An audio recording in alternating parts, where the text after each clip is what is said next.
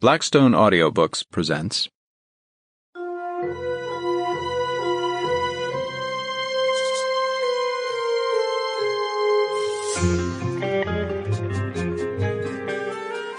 Saving the Queen, a Blackford Oakes mystery by William F. Buckley, Jr.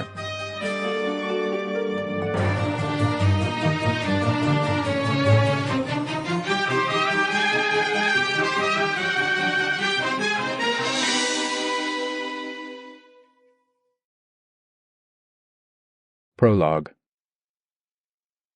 His three friends, his closest professional friends, were there at dinner in part because they weren't the type of people you have to tell it is time to leave. They could have stayed on to discuss the business at hand indefinitely, but really it would have been repetitious. Sometimes it doesn't matter if you say the same thing again and again in 3 or 4 different ways. It is a subtle technique for advancing a position, dangling it high so that you can look at it from different angles, letting all the facets shine. But there were objections to doing so tonight. For one thing, he was right up against the deadline and had to save those final hours to make his own decision. For another, the alternatives had not been raised at the dinner table for the first time.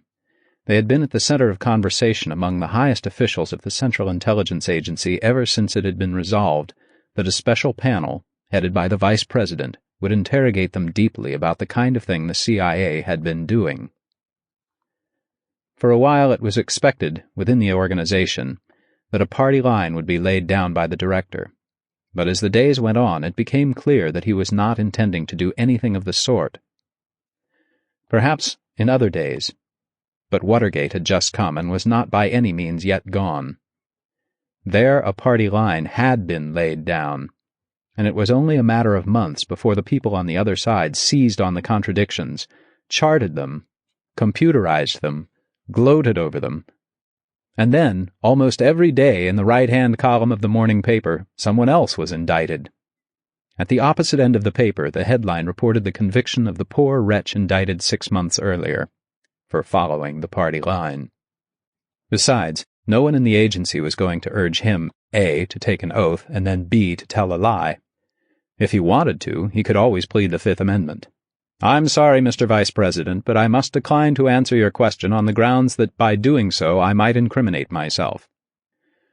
"That," Anthony Trust had remarked around the little dinner table in the handsomely appointed dining room, "is a pretty elegant solution, you know. They can have you fired, but would they? And what if the rest of us did it? Right down the line. We'd be roasted by the press. But there's something of a Sample complete. Ready to continue?